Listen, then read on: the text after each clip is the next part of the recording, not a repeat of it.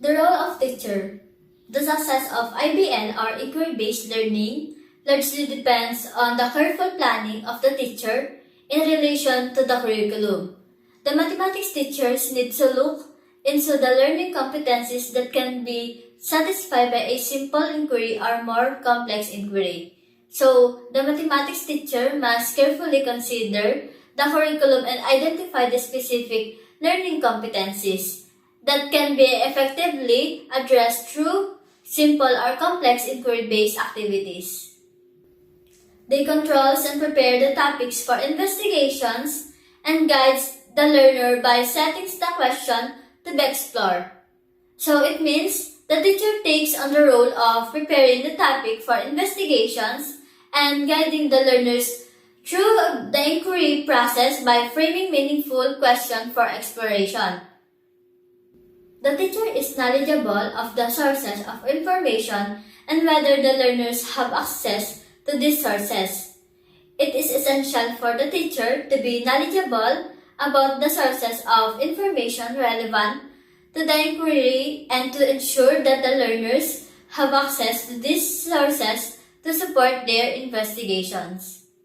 According to ASEC and Kojin K. 2016, the designing an IBL or inquiry-based learning, the teacher has to consider the following fields. First is prior knowledge and capacity. The teacher should assess the student's prior knowledge and cognitive capacity to tailor the inquiry activities to their levels.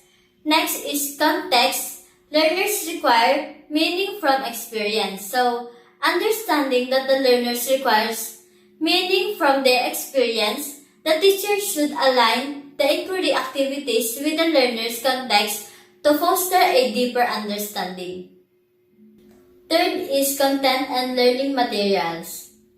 Selecting and utilizing appropriate learning materials and content that are relevant to the inquiry process is essential for facilitating effective inquiry-based learning. Fourth is process. Designing and structuring the inquiry process to promote the critical thinking, problem solving, and development of investigative skills among the learners.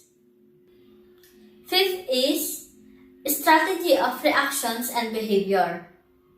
Anticipating and addressing potential students' reaction and behaviors during the inquiry process and devising strategies to effectively manage and leverage this reaction for learning. And the last is course outcomes.